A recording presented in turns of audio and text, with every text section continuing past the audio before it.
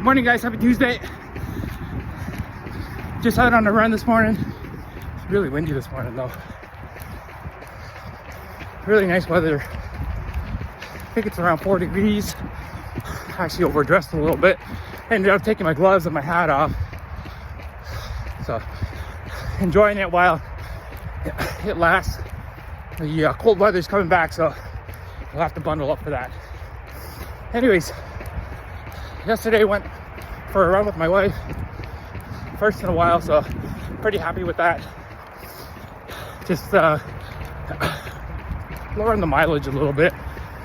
Not really training for anything specific right now. Just keeping the legs moving. Anyways, hope you guys are having a great week so far. Don't forget to smile.